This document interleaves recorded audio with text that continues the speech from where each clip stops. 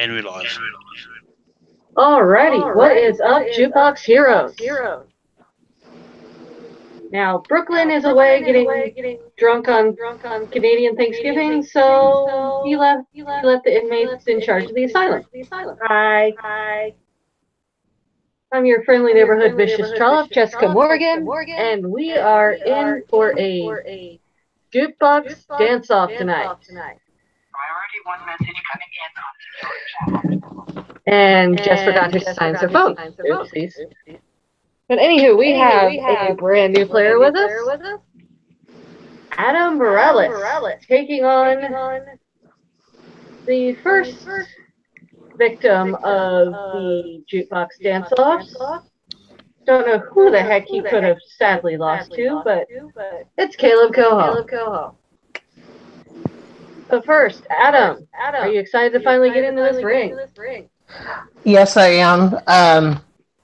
I thought this was an actual dance-off, and so I had, my dancing shoes on and everything, and come to find out it's a debate, so we'll see how this goes. Alrighty, Kaleb. Are you trying to get a W in your column? Look, I should already have a W in my column. I should have won that last round. Still mad about it. I should be 1-0 in Jukebox. So, I'm gonna avenge that loss here. I'm gonna get a W here in debating. This is my second debate of like the last 2 or 3 days. So I'm getting my practice in. So I'm ready to go. All right, and luckily I'm not deciding this alone because we have our producer man and head assistant. We have Mr. Malcolm Goldilay. Yeah, this should be an interesting battle. We've got the resident loudmouth Kaleb Koho against Adam, who I don't know what he's like in debates. I know he's pretty good on the music side of things. So yeah, it should be interesting. Alrighty, and to make things interesting, we have our third judge here. He is your number one contender in Jukebox Trivia. He is Matthew Rosa. Yeah, Kaleb is enjoying talking a lot of smack about how he should be 1-0 in Dance Off, but I actually am 1-0 in Dance Off, and this is going to be fun to judge. So somebody else. Don't know who that is. But anywho, this is how things are going to run. This is going to be a best of 5. You guys have already gotten 4 of your categories beforehand, and hopefully you've done at least a little bit of preparing.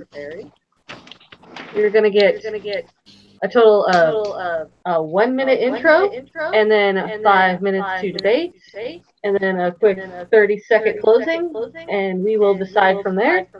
First to 3 wins. If we get a 2-2 tie at the end of the 4th, we will get a 5th and final speed round question, which neither one of you two have heard yet. So, with that being said, Kaleb, are you ready? Yeah, I'm ready. Let's do this. Adam?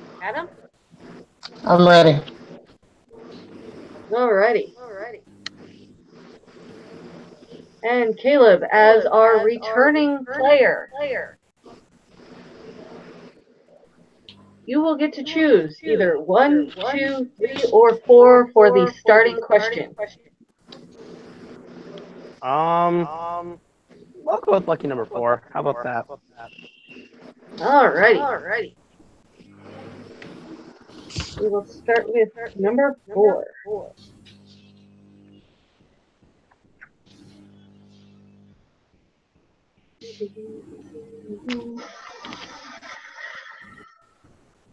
I don't know. I think I was kind of feeling a little pensive last night trying to think of questions. So, what song is the most likely to try to make a listener cry? And Adam, since you are debuting today, you will go ahead and go first. Okay. You get 1 minute. Okay, so the song that I went with is Tears in Heaven by Eric Clapton. And it's from the movie Rush. Came out in 1992. Brilliant movie. And the song is just incredible itself. It won a Grammy for Best Song Written for a Visual Media. It won for Best Original Song. The video itself won for Best Cinematography. And it's a good song that, you can listen to if you have somebody you miss who's, who's gone, friend, family, doesn't matter. It's something that can kind of help you through, and just to kind of let you know, hey, they're still kind of watching over you in a way. And Eric Clapton, honestly, is a genius. He can't do any wrong in my eyes, really. The video won for best video from the film, and it was it's just a great song. Alrighty, Caleb, you're Eric Clapton can't do anything wrong other than steal someone's wife. Ooh. Alrighty, Caleb, your 1 minute will start now. All right, so I'm going with a song that's a little bit more recent, shock and surprise. It's by a rapper named NF. It's called How Could You Leave Us? The song How Could You Leave Us is about NF's mom's death to overdose and the aftermath and the impact that's had on his life. It tells the story through a series of life events, like him at graduation waiting for his mom to come and she's not there. It tells a story of what it's like now that she isn't there to see him, now at the place he is in his life.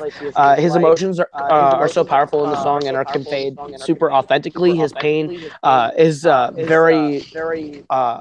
is felt in every line that he says, and you can hear the pain in his voice when he says the words.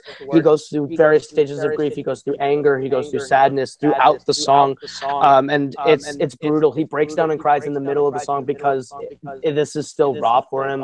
And first time I heard it, I broke down. I've never lost someone like that, but I can't imagine it. And this song kind of puts you in the place of someone who would go through that pain. And time.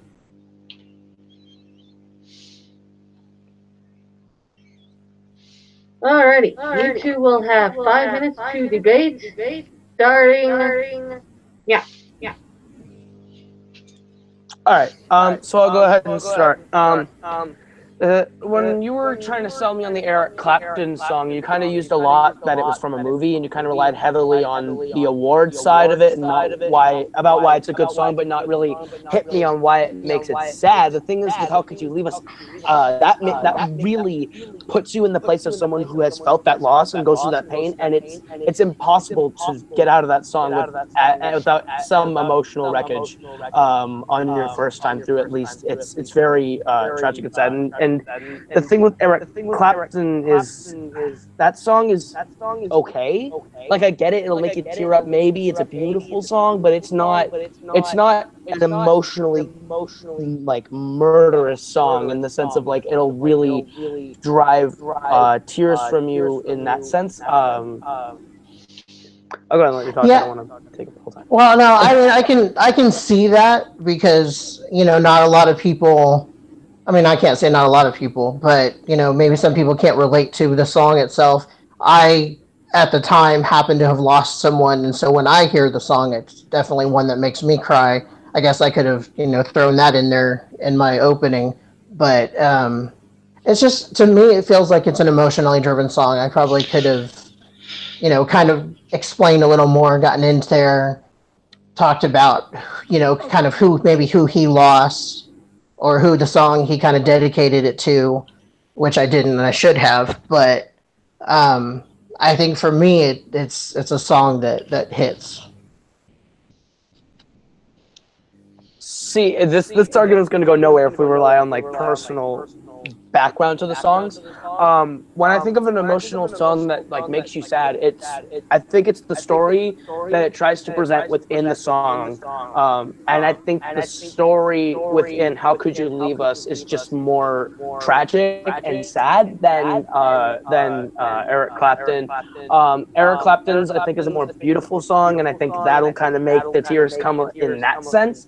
But when I think of a song that makes someone cry, I'm thinking cry because it is a very sad, emotional piece, and I think "How Could You Leave Us" just exemplifies it. It not only makes you sad, it takes you throughout the entire stages of grief and gives you a really it leaves you drained at the end because of the journey you go on with NF. Yeah, maybe I need to hear this song. I haven't actually heard that song, so I don't know too much about it other than what you've told me. But yeah, I don't know. Eric Clapton, I don't know. There's not really much else I can say about him or the song, again, like you said, because we're not really going to go anywhere if we get into the background of the song itself, or, well, I guess for yours, he had a personal reason. He lost his mom, so that, makes it even more emotional for him. But with Eric Clapton, I guess I don't really know what he went through in order to write his song, or if he wrote it just for the movie. So clearly not helping myself in this argument, I can tell. I would just say, like, not to say that a song can't be sad if it's written for a movie, but I think the song being written for a movie maybe kind of cheapens the song a little bit. Whereas I think "How Could You Leave Us" is just super authentic in terms of the story that it tells, and I've kind of covered the emotional piece that it brings. I don't know how many times I can repeat that, but I would just say if it's written for the movie, to me it feels like it's a little cheapened by commercialism, but that's just I don't know. That's just my thought on that. Okay, you guys have like 45 seconds. I got nothing else. All right. Well, I can filibuster for 45 seconds. Let's see. I think again, it can also go down to the artist. I think Eric Clapton at that point in his career was a little more established, well known, can draw off of a lot of different things. I think NF, there's a cat in the camera. NF is just such a raw performer and a raw storyteller and songwriter, and there's no BS to the songs that he tells. So when he told the story of losing his mom and the emotions that came with that, it was super emotionally difficult. And it's just a draining song because he puts his all into that song to the point where he's singing through tears and rapping through tears. And that's all. Are we done with 45 seconds? I'm running out of things to filibuster about.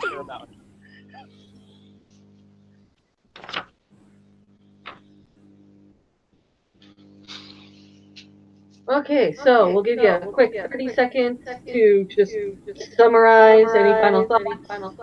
Starting with Caleb, go. I'll just make my closing arguments kind of quick. I just think I think NF brought a lot more realism, a lot more heart to his song. It does not feel cheapened by it being on a record. It doesn't feel petty. It just feels like him trying to connect with people who have gone through the same experience. It feels very real and raw as he takes us on this journey, what it's like to lose not just anyone in your life, your mom, in a way that's completely preventable. And it's such a sad kind of emotional piece that it's draining, it's heartfelt. He himself doesn't make it through the song without crying, so how can the listener be expected to do the same? And it's just a tragic, heartbreaking piece, and it's probably one of the better songs he's made in his career. Alrighty. Sorry, I let you go on for just a few seconds too long there. Adam, go ahead whenever you are ready. Yeah, I guess I probably could have picked a different song. This one, again, I think I feel like after seeing the music video, kind of looking back at the song, thinking he wrote it for the movie, I don't feel like it's strong enough emotion. Like I said, I lost somebody at the time. And so, it made me personally feel emotions, but it may not connect with every listener, so that doesn't help. Alrighty. I super quick want to throw out a suggestion I saw earlier, which was Deathbed by Relient K, and I completely forgot about that song until it was said, and I thought I was going to lose because I was like, I didn't pick Deathbed. Shoot. So shout out, I think it was Cameron Holzman who said that, but shout out to you. That was awesome. Great pick. Anyway. Alrighty. For the first vote, we will start with Matthew. All right. Man, you blew it. You had. How do you not know the story of what happened to Eric Clapton before he wrote that song? Yeah, I didn't do enough research, I don't think. He took a years-long break from music because of the loss of his small child.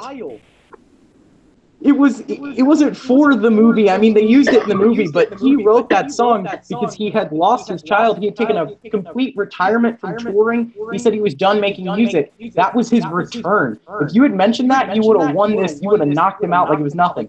But you didn't. So I'm actually giving a point to NF. Never thought I'd do that. NF is great. I've seen him live. It was really boring. I'm sorry, man. He's not Logic great was live. awesome, though. Was he good?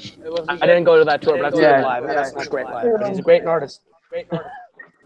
And God, I can't believe I have to do this, but yeah, I have to agree with Matthew. And you were like neck and neck right there until you didn't do the 30 seconds worth of research. Believe. There was an incredible amount of pain behind that song. There is a reason why it's played at every single funeral of anybody like under the age of 40. And yeah, I gotta give this one to Caleb. Malcolm, obviously your vote didn't count this time, so what would you have said? Yeah, as much as it pains me to do so, I would have agreed with all of yours. I mean, I think it probably hurt Adam a little bit more the fact he hasn't heard the song that Caleb brought up as well, because he might have been able to pick it apart as well if he actually used the song. So Caleb gets the point, but I mean Adam's got 3 more chances to get more points here. So. To make Adam feel better, though, I have not heard the song he talked about either. I just had to use whatever he said and threw it back at him. So. Caleb, it's not like I constructed any argument. I just literally repeated things he said and threw it back at him. He also didn't mention the 2 more important Grammys that it won, because it won both Record and Song of the Year. I would have lost. Just saying, I couldn't have fought that. Just saying.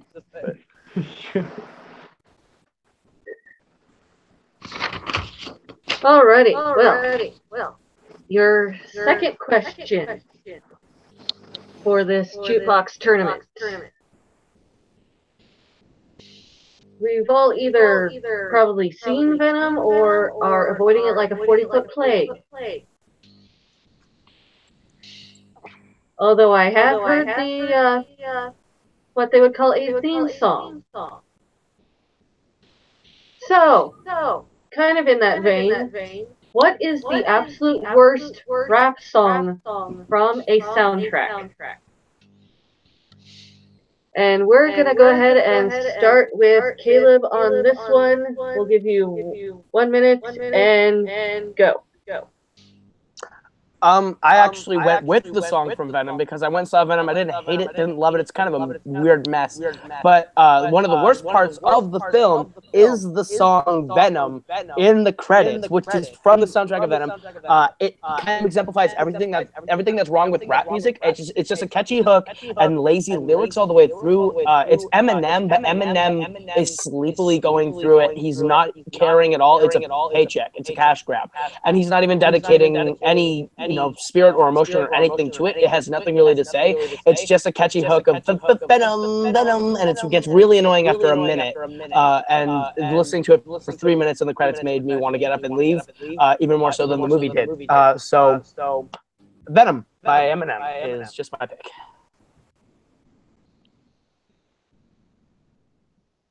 Alrighty. And Adam? Your 60 seconds will start now.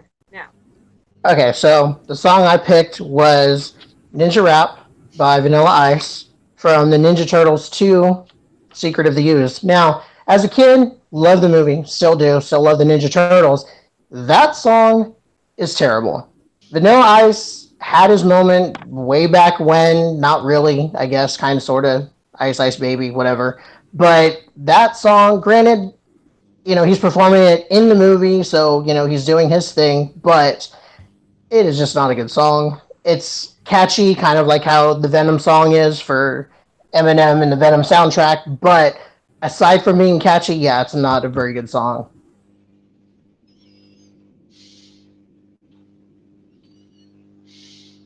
Alrighty, and we have Ninja Rap versus Venom and damn it. Brooklyn, stay away from the computer when you're drunk. Uh-oh. Don't.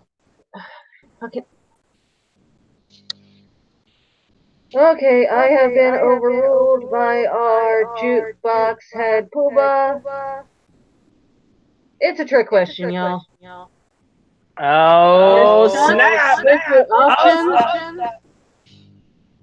This is now the best rap song from the soundtrack. Oh, snap, baby! Here we go! All right, I'm going to get in here and start this right now. It's Eminem. How can you say an Eminem song is bad? The man is the greatest rapper to ever live. He's got such great lyricism. The song presents itself in such a fun way. He's able to spit some really fire bars. Even if the beat isn't the best that it could be, Eminem delivers some great one-liners through that song. And some great lyricism. Whereas the thing is, it's Vanilla Ice. Has Vanilla Ice ever made anything good in his career? I don't think so. Ninja Rap is just one of the things that he'll forever be remembered for, and that's probably a bad thing because that Ninja Rap song is so cheesy, so corny, it's so cringy. You said it yourself. It is terrible. At the time it came out, it was actually okay. I mean, Adam, you're muted. like I said, huh? You're good. Go. Okay. I don't know if the writers of the movie decided to put Vanilla Ice in there, or if he just decided, hey, I'm going to be here singing songs, and he just happened to be in town, and they're filming the movie, and they said, hey, let's put Vanilla Ice in our movie, and he can sing a song for the Turtles. I mean, he basically came up with it during that fight scene while they were dancing / fighting in the club. That was a pretty iconic scene, I'm not going to lie. I love that scene. Vanilla Ice has been known for Ice Ice Baby. He will be known for Ninja Rap. He tried to come back as a hardcore rapper. Didn't really work for him, but that's not the point here. The point here is for this particular song, on this particular soundtrack, Teenage Mutant Ninja Turtles 2, The Secret of the Ooze, is a very iconic song.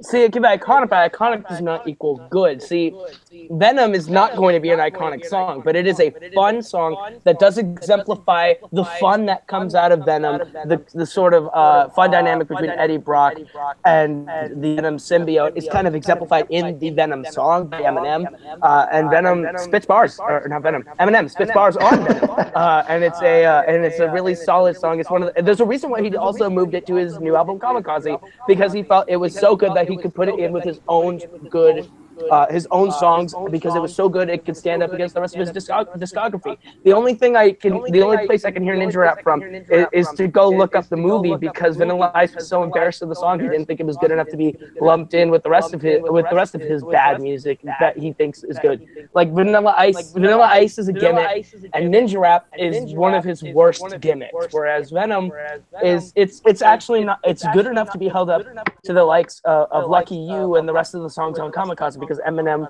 delivers some quality lyricism. All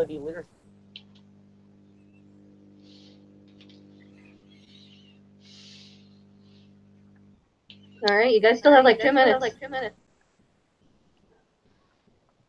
Yeah, Vanilla Ice, he's gimmicky. That was definitely a gimmick for him, but it was a gimmick that worked for that time, for that particular moment. Yeah, he didn't lump it in with the rest of his stuff because he wanted people to remember it for that reason, for that scene, for that movie. This one, the Eminem song Venom, is going to be known for that movie. Sure, it's on his new album, but that's only because he needed one more song to fill space.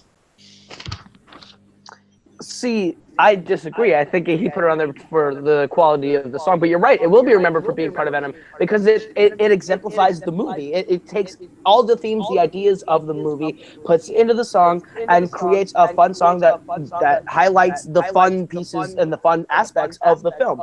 Whereas Go Ninja doesn't really work in a Teenage Mutant Ninja Turtles film, I guess. It doesn't really tie in with what's going on. It's just kind of a weird song that plays while they fight, and it's kind of just weird background noise. Whereas Venom actually gets a spotlight in the film. It shines, and it helps add to the film in that sense of in the credits. It reminds you of why you liked the movie because the song highlights all the things you liked in the production, in the lyricism. Plus, it's a good song because Eminem is good. He's just a really good rapper and put some really good verses and one-liners in there. Yeah, but does Venom actually rap with Eminem? Because the Turtles get to do it with Vanilla Ice.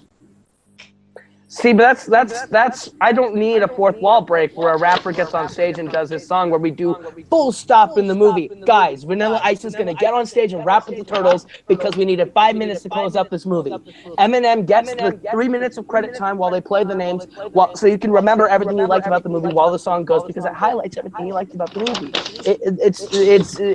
It just feels like a full stop fourth wall break that doesn't need to happen. It feels super forced in your movie, whereas my movie doesn't have to stop the movie and force it in. The movie gets to roll out and let it and end with on a high note. That's it. And time. Alrighty, 30-second closer, starting with Adam, and go. Okay, so in this movie, it was not actually a fourth wall break. He happened to be in concert there on the docks, where all this was happening.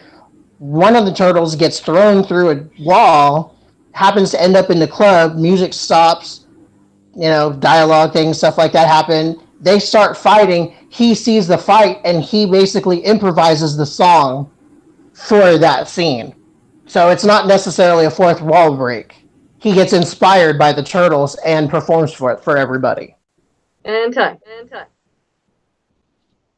Caleb, 30-second finale, starting now. See, that almost makes it worse because then it just means the movie's not taking it seriously. It feels like a contractual obligation to put it in the movie. So they had to find a spot in the film and rewrite the script to make it jam in and work. Whereas Venom doesn't need to be directly in the middle of the fight. They don't need to throw him through a club so that Eminem can do his song. No, they give Eminem the 3 minutes in the credits that he needs so that you can sit there and remember the fun that you just had because Eminem's giving you an extra 3 minutes of fun that exemplifies what the movie's about. And it's Eminem. He just comes in for 3 minutes and just kills it. Okay. Well, that got slightly heated there for a second. Oh man. My jaw. Do we have ice for my jaws? He landed some haymakers. Just saying. Malcolm, your vote didn't count last time, so we'll go ahead and get your thoughts first. I mean, this twist must have definitely hurt Caleb's soul because I know how much he hates that new Eminem's album. But this isn't. This isn't about the content of what they chose, but the arguments. And this was hard because they both took the twist and ran with it, and I'm. Just by a slight margin, I'm going to give my point to Adam. I think he managed to just sneak an extra bit of haymaker in there to hurt Caleb. So, yeah. Okay, and Matthew. Thoughts, questions, comments, concerns? What a debate, man. You guys are really just making me give out my votes to artists I hate. Because, man, I feel like, Caleb, you were just pushing too hard on, like, Eminem's career and not why his song was the best for the movie. But Adam was really pointing out, he was like, even though he's completely wrong, he was like, Go Ninja Go belongs in Teenage Mutant Ninja Turtles 2. It's the whole core crux of the movie. And so, you know what? I'm giving it to Adam. Go Ninja, go Ninja, go.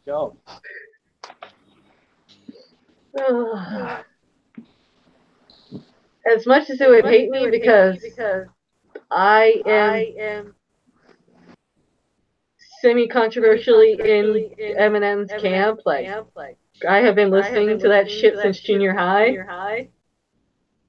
But Caleb's argument really was Eminem as the artist versus the song for the movie. And BT Dub, we do bust Ninja Rap out every once in a while at karaoke on Friday nights. And it gets it turning. So yeah. We have a tie game going into the third question. I mean, it's only my fault. I picked a really bad song. Anyway. Alrighty. So. From a great album, and I'll fight you about it, Koho. Kamikaze is his worst one yet. Fight me. No. Kamikaze is really good. Easily. Really good. Okay, maybe better than Relapse, but that's it. Alright. Better than Relapse? Okay, but it's not better than Recovery? What? Recovery is actually a good album. So. We can have the Eminem debate later. Oh. But your third question. We are currently coming up on the silver anniversary of some truly iconic albums to have been released. Your question is, what is the best album that was released 25 years ago, which would be 1992? Well, I guess that's 26. They don't pay me for my math. 1992, best album.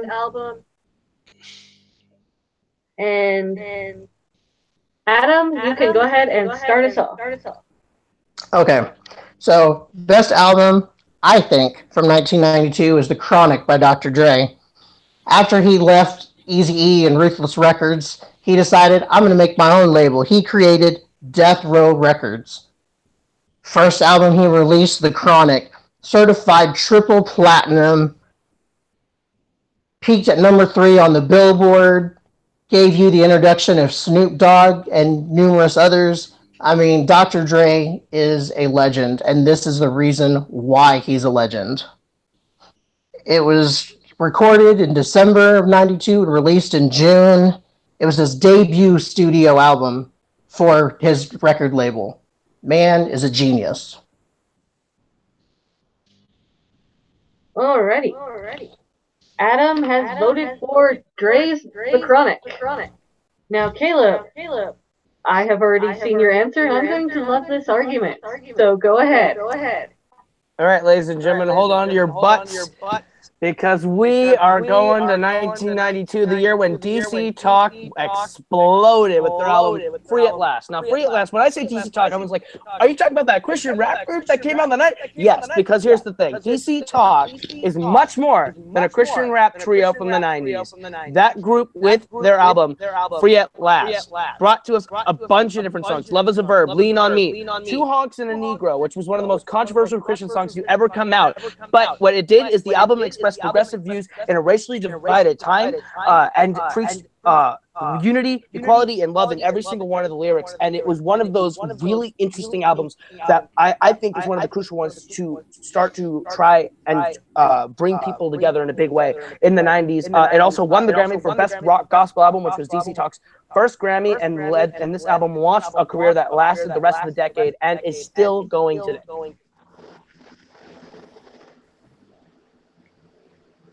Can I say something before we get into I don't know if that was time or not. Yeah, it was like 55 seconds, so you're good. I'm doing a Lon Harris right here, so I've been fact-checking. How are we going to call Two Honks and a Negro controversial when it's 18 seconds long? Just bear with me here. Bear with me. I got this. Let's get into their arguments here in just a second. 3, 2, 1. Let's get it on. All right, now here's my biggest issue with Dr. Dre. He's a great producer, but as a performer, he never really did anything except make other people famous because he himself was never that great to begin with. All he does is his best work, his biggest things was, oh, I'm making Snoop Dogg a thing, I'm making Eminem a thing, I'm making other people famous, and I'm helping produce their beats. That's why Dr. Dre is like a great producer, a great businessman, but as an artist, as a writer, as a rapper, I wouldn't put him up there as the greatest, and I wouldn't put the Chronic up there as anything better than a showcase for better artists. The thing with Free at Last is that it launches, it really announces this group that is still, to this day, influencing artists. The group itself may not be making music as a trio too much anymore, but each of the individual artists have gone off to have really solid careers. With Toby Mac, Michael Tate, now the lead singer of the Newsboys, Kevin Max, who was the lead singer of Audio Adrenaline for a while, have all, because of this album, spurned and launched onto bigger and better things, while also influencing an entire generation and changing the entire landscape of the genre of Christian music. Because now to this day, any artist that is in that genre takes influence from the songwriting, from the themes, from the entire influence of this album, because this album did something that Christian music wasn't doing. Christian music before this album was just, we are doing worship songs for 13 tracks, and let me be real, that's boring. That is real boring. But they created the idea of contemporary Christian music by taking contemporary sounds like hip hop and rock and blending them into a totally new thing that brought an entirely new ideology and a new way of writing songs and making music in that genre. Whereas I feel like Dr. Dre has only ever elevated other people's careers because he himself has never been great to begin with. That's all. I feel like I'm filibustering, so go ahead. I'm all out of breath. The only song I know from DC Talk is Jesus Freak, and that's because one of my friends played it for me. With Dr. Dre, yeah, sure, it is a good song. I'm not gonna lie, but with Dr. Dre, yeah, sure, he's produced other people, but you wouldn't know any of those people had he not. He started off in another group, sure, but that was his thing. Yeah, he got up there and he sang with the best of them, but he also saw talent. He knew talent, and that's what he does. That's why I think this album is good, because he knows talent, but he launched these careers. No, he's talented. How do you think he was able to launch these careers? He would have never been able to do this had he not started his own record label. Yeah, but that's because he's a businessman and a business mind first and foremost. He had the smart idea to go, I know talent because I myself am not great enough to do this on my own. I'm going to go start a label and I'm going to help other people get famous. Even though, since that Chronic, he made the Chronic, and I think he made one other album in his entire career, and that was it. Because no one wants to listen to Dr. Dre. No one has ever wanted to listen to Dr. Dre. When NWA split, everyone was going Eazy-E, Ice Cube. There's other people in NWA who were always bigger and better and more talented than Dr. Dre. Dr. Dre had an ear and an eye for other people being talented and said, I'm going to let them shine because they are going to hide up my inadequacy as a performer. Whereas DC Talk, they took an album, they seized an opportunity, and they created a really great album that completely changed the landscape of an entire genre. It changed the way that people have listened to Christian music, and Christian music has never been the same since Free at Last. Jesus Freak improved on that, but Free at Last was the one that launched and started an entirely new genre of Christian music with contemporary Christian music, and it started a new wave of it. And now you see artists like now today we got Capital Kings, Mercy Me, Casting Crowns, who have all followed in the footsteps of DC Talk. And just focusing specifically on this album, the album takes issues that were relevant to that day and takes it and brings it to the forefront, while also trying to bring love and a different perspective to it, and trying to bring people together and unite them in a time when everyone was very unsettled. Whereas Dr. Dre rather was like, oh, you know what? I see this guy named Snoop Dogg. He's got more talent than me. I'm gonna make a song with him. Oh, this guy Eminem over here, he's great. I'm gonna put him in the sidelines, and then I'm gonna make him the biggest rapper ever. Like, Dr. Dre has never ever been good enough on his own to be the biggest thing ever. He has always needed other people to hide up his inadequacy, and that album only proved it. Yeah, you got a point there. as sad as that is to say. But he is still a pretty damn good producer, I'll tell you. I mean, you know, we wouldn't know. That album is not. That album's not a great performance album. He's a great producer. He's not a great artist.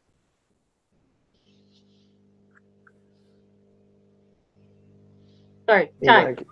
Okay. I'm sweating. Holy hand grenades, Batman. Y'all still got 30 seconds closing statements. We'll go ahead and start with Caleb so he can give himself a rest. And go. With DC Talk, it is a group that should never have worked. It's three guys, as they say, two honks and a Negro that should have never met. And they came together and they preached an entire album that changed a genre, that changed the way that a lot of people perceived Christian music, and also brought that idea and that entire space, the idea of love, of unity, coming together in peace and love together to a new audience, because they took Christian music to a new way, bringing rap and rock and some gospel pop sounds all into one unique blend. I'm going to say it again. Love is a Verb, Lean on Me. Those are two of the biggest songs on there. Jesus is Just All Right. All these songs were big hits, not just in Christian charts, but on the big charts. Alrighty. Adam, your closing argument starting now. Okay, so for honestly, for the Chronic, Dr. Dre, yeah, he's a great producer. He recognizes talent when he sees it. You know, Snoop Dogg, Nothing But a G Thing, Dre Day, one of his own, Let Me Ride. He knows what he's doing. Yeah, he may not be super talented as an individual, but he can bring what he needs to bring to the table when he wants to bring it. Alrighty. Oh. All right, I'm gonna slide in with my Lon Harris fact checking real quick. Go ahead, Dan. Most of it was good. We had a few things that were incorrect. Caleb was saying that bands had been we're not contemporary Christian up to that point. The band Petra had been making I wasn't saying no one had ever done it that way. I wasn't saying no one had ever done it that way. I'm saying TC Talk changed that way that people heard it. I know Petra existed before that. Petra was just rock. 1985 hit. Yeah. But they hit number 3 on the Billboard Hot 100, the mainstream charts. So it's a little bit of a DC Talk hit Billboard Hot 100 as well. Oh no, I'm not saying they did, but it was a while back. It's just potato. It's just one did rock, one did more. That's all I'm saying. Yeah. And I also jokingly had been waiting to say you picked the DC Talk album that has all the songs that no one remembers. But there's that. You're right. Because if we did 1995, I would have won, because I'd have thrown that Jesus Freak album out and been like, Mike would have been so easy, because Jesus Freak is undoubtedly the greatest Christian album of all time. Jesus Freak is like one of the best Christian albums ever made. So I'm just like, that'd be like saying Thriller, Walk Away. Yeah. All right, that's all. Also, the reason why I didn't pick Automatic for the People is because the only song I like on that album is Man on the Moon. So, for anyone wondering. Man on the Moon is a great song. It is a great song. Well, goddamn. I think this is probably the first and possibly the last time that a Christian album will be debated on Jukebox Dance Off. Oh, no. If you bring in Danny Koss, me and him will do an entire thing of just Christian music debates. I mean, technically I've done 2 already, because NF is a Christian artist. Alrighty, and neither one of you probably said the one that I was going to pick, which is the self-titled album from Rage Against the Machine. But that being said,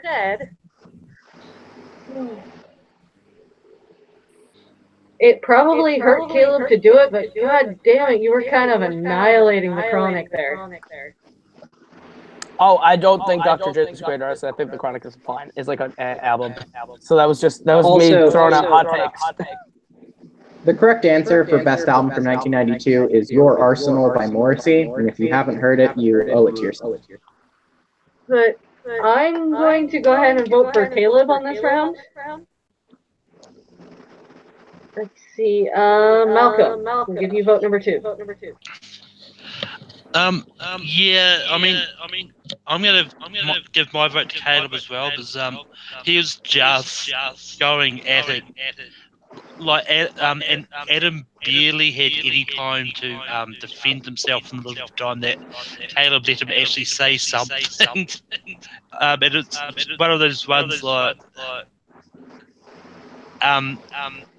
and I do feel this sometimes if people file a Christian album, it's really hard to hit back at a Christian album for a fear of offending someone as well, because some people might go into that mindset. It's like, oh shit, it's a Christian album. I can't really go too hard on it. So yeah. I was expecting my choice to get blasted because it was a Christian album. So I was just like, I thought I had to work harder to defend it than anything.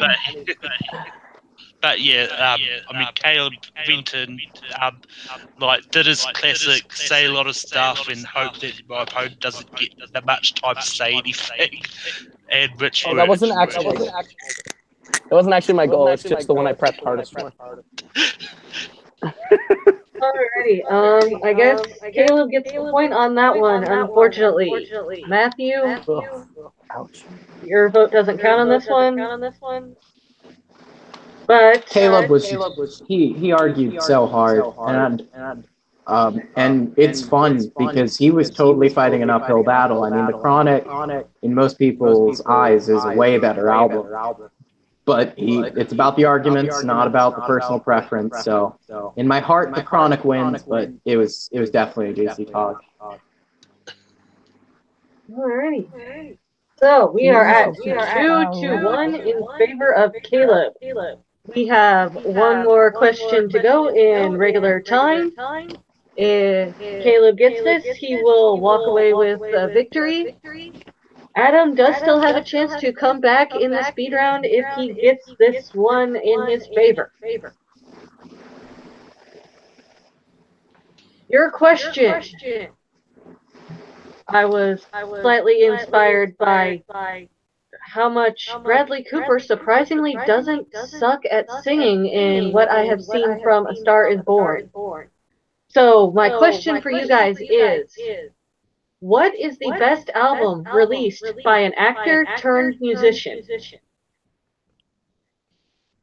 And for this one, we are going to go ahead and start with Caleb.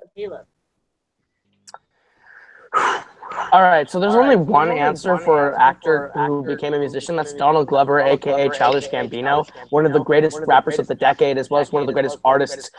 I'd lock for an EGOT at some point, starting with Derek Comedy, moving into Community, and then he starts a rap career under the name Childish Gambino, puts out an album called Camp. But I'm not talking about Camp, I'm talking about the second album he did, Because the Internet. Because the Internet is such a great experimental album. Everything Childish Gambino does is different, and it definitely inspires change and is very artistic and unique.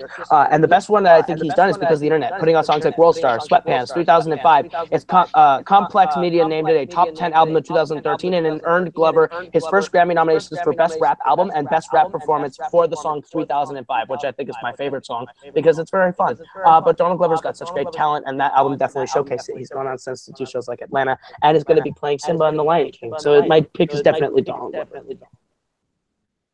Okay, and Adam, your choice for best album released by an actor turned musician. All right, so for my pick, I went with Unpredictable by Jamie Foxx. Came out in 2005. It's a second studio album to follow up to Peep This. He did Peep This in 94. It was the first studio release in 11 years. This man is talented. He's done TV, he's done movies, he's obviously done music. With this album, he's got 4 singles on there. He had Extravaganza, he had Unpredictable, DJ Play a Love Song, Let Me Take You Home. Debuted number 2 on the U.S. Billboard 200, and he was the 4th artist to ever receive an Academy Award. That is a pretty big feat for him. All right. So we have Jamie Foxx versus Childish Gambino. aka the next person who should be Spider-Man. So you have 5 minutes, and hold on 1 second. Go. The thing is, Jamie Foxx has never really been like outstanding at anything. Like, let's not forget he was Electro in the Amazing Spider-Man 2. But with Donald Glover, keeping it to the album and the performances, Childish Gambino is a fantastic artist. Because the internet was super experimental, people were comparing it to a Kanye West album back when that meant something good. Because it was original, it was ingenuitive, it did really cool things such as kind of keep a narrative structure. He did the little Roman numerals before songs to know that, hey, I'm showing you the big parts of this album, and it's such a great song with or album with great songs. I'm gonna keep hitting on World Star 2005 because those are fun. And the thing is with Jamie Foxx, like I don't think any music he's ever done has ever been that great. Everything I've listened to has been mediocre. I would compare it to like a bad version of like Jay-Z and Usher, but mixed together. I definitely, I don't think that Jamie, you can really hold a candle to Childish Gambino, especially when you bring someone like Jamie Foxx into the conversation, just in any aspect of their careers. But putting their best album to their best album, I think it's still Childish Gambino by a long shot. Yeah, well, Jamie Foxx has had a few mess ups. I'll give you Electro. Yeah, that was terrible. But as far as music goes, I think he's been pretty good, especially in this album. You know, especially the title track, Unpredictable. I mean, he's definitely been unpredictable, or he should have been. He's done a lot of good stuff. He doesn't maintain the same sound. He likes to change it up. Granted, Childish Gambino, I understand, doesn't want to go by his real name. Makes sense, I guess. I don't know. But I don't know. Jamie Foxx seems... I mean, I don't know if we would even have Childish Gambino without Jamie Foxx. You know what I mean? Maybe it was an inspiration. We would absolutely have Childish Gambino without Jamie Foxx, because Childish Gambino takes absolutely no influence from Jamie Foxx. Childish Gambino started as a comedy artist before going into rap and taking influence from people like an early Kanye West and early 2000s artists like Nas and stuff like that. And he's what was that, Matt? The Wu-Tang Clan was his biggest inspiration. He got his name from a Wu-Tang Clan name generator. I was getting there, but thank you. But yeah, Childish Gambino, especially when it comes to, I mean, I'm going to hit back at the claim that he doesn't want to use his real name, because Donald Glover he, just like Matt said, he got out of a Wu-Tang Clan name generator because that's his biggest influence. But Childish Gambino does so many great things. No album sounds the same. He does something different, something original and new, and pushes the boundaries. He did Redbone, or Awaken My Love, which had Redbone on it, which is more R&B than it is rap, but it's still like he just continuously makes just greatness. I think in every aspect of his career, I don't think he's ever made anything bad. Whereas I can't really say that about Jamie Foxx. From music to TV to film, Jamie Foxx has never made something that I think is knock it out of the park outstanding. Like on the same level that Donald Glover has with Because the Internet, which is the one that got some of his, which really kind of pushed his music persona into the spotlight. Whereas Jamie Foxx, I think he feels kind of like a Bruce Willis type, where this guy went into music and was relying on his acting career to coast his music career along, and it just never panned out. Whereas Childish Gambino was barely an actor when he started doing music, and both exploded. Yeah, that's probably true. I'll give you that. I don't know. I guess I could have picked a different album for Jamie Foxx. I picked this one just because of the fact that, this was his first album he had done in 11 years, so that means he had plenty of time to come up with, a lot of good stuff. He had some great ideas out there. Fourth artist to win an Academy Award. Has Childish Gambino won anything? No, not yet. Probably not. He's won a Grammy. Yeah. He won a Grammy. He won a Grammy. He hasn't been nominated for the Academy Awards yet, but he will when Lion King comes around, I'm sure. The thing is with Donald Glover, he's got his Emmy noms. He's got Atlanta. He's got Community. He's got a Grammy already. I don't think Jamie Foxx has a Grammy. And there's nothing I think Jamie Foxx. There's a reason why he was gone for 11 years. I think it's because no one cared. Jamie Foxx has never been someone that like I jump for joy when I see him in anything or hear that he's made music. And, I mean, if I'm gonna be real, I didn't realize he made music until today. And then listened to it, and it was hot garbage, just like most of his career. But Jamie Foxx, I mean, he's on Beat Shazam now. Like, I don't think we can really call him greatness all the way through and through. Whereas Donald Glover, with each piece of his career, has only gotten better, from Community to Atlanta in TV. And in film, now he was just the best part of that solo A Star Wars Story film, which not really his fault if you don't like it, but I think he was the best part of it, and I think the film was still pretty good. But Donald Glover has never really made anything that I think is outright bad. Not that it's his fault anyway. I agree with you on Solo, by the way. Okay, sorry, time. So that's fun.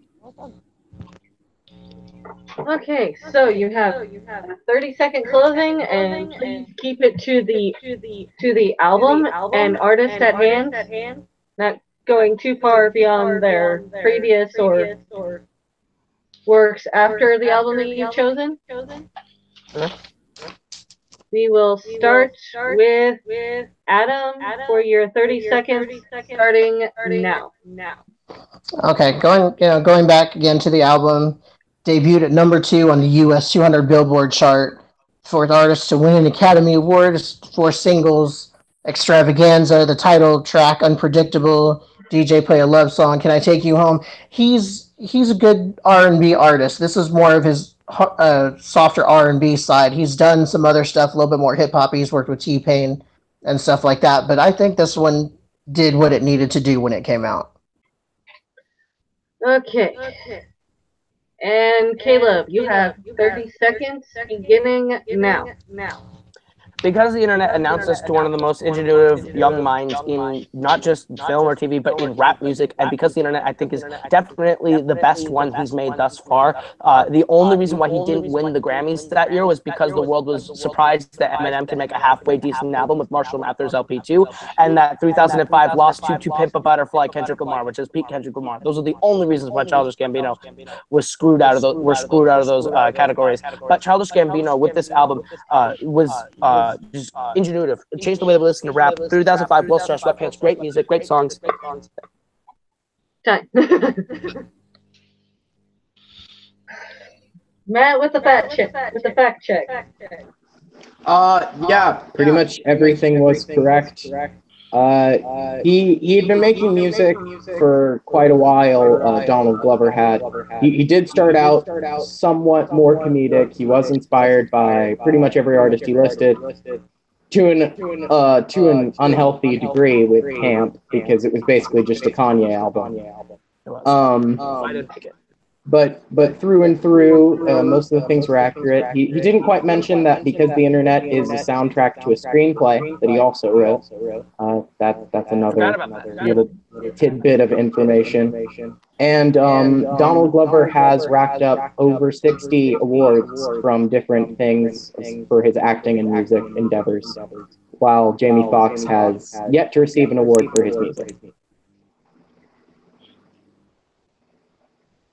Alrighty, so that being said, is that pretty well my understanding of what your vote is going to be, Matthew? Oh, yeah, for sure. Childish Gambino is one of my favorite artists of all time, but that didn't even play into my decision. The argument was solid because The Internet is probably one of the hardest albums you'd ever have to argue against. It's a masterpiece in every way. And he's right, the only reason it didn't win the Grammy was because To Pimp a Butterfly is just that much more of a masterpiece. So, I think it's yeah, the Butterfly didn't win that award. It was the Marshall Mathers LP2 that won Best Rap Album, and then I beat 2005 in Rap Performance. Wow, that's absurd. It is. That's why I was saying they gave it to Eminem because he made a halfway decent album. I guess, but yeah. Anyway. Alrighty. My vote is yes. Malcolm, what are you thinking? Yeah, this was tough. I mean, Adam managed to hit back on some of Caleb's points, but I think there was a lot of Adam's argument for the most part. The main thing was more about kind of been all over the place from talking about Jamie Foxx's past stuff and his acting stuff rather than focusing in on the album. And so because of that is why I can't believe I'm doing this. I'm giving Kaleb the point, and with that he gets the win. That's right. You're a winner. For the first time in forever. That's right. The king, the bastard king, the false king, whatever you want to call him. Kaleb Koho. Which, by the way, both of y'all missed a prime opportunity for a really fierce debate. Y'all missed Drake. Drake's not great. He's overrated. I agree. And there are some albums that you could debate if you had picked Drake. Against because the internet though, Matt. Let's be real. And also, Kaleb, I think the only way that Donald Glover will get an Oscar for The Lion King will be if they introduce the best voice acting category. Or he can win if he helps write one of the songs, a new song for it, and wins that way. But Well, I was true. I had to most of the new songs. So. I had to throw out something from my memory that he was going to be in soon because he's doing it planned up for the rest of the time. No, he will probably end up winning an Academy Award for. He will. The Lion King. Yeah. Adam, man. This was kind of a rough one the first time out. How you feeling? Not too bad. I mean, just need to do. I guess when I pick the things I pick, I should do better research. Get a few more points in there, some things to counter. Really, it's really all about the research, is what it is. Don't just pick things that I think, sound like they'd be good. Actually pick things that make sense and be willing and able to argue the points. Yeah, believe me, I've been in your shoes before. Having to argue against Kaleb is incredibly taxing. Yeah, I mean, he was a good opponent. He definitely put up a fight, so. Kaleb, you finally have a win, man.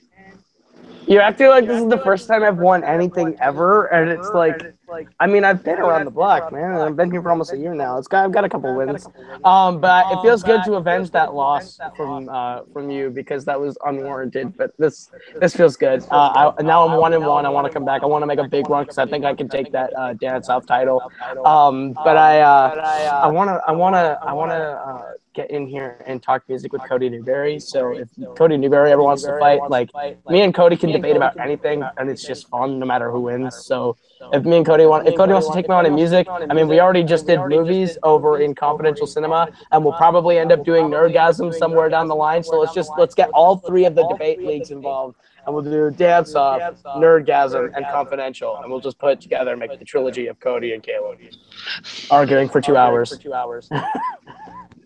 Alrighty. Welcome.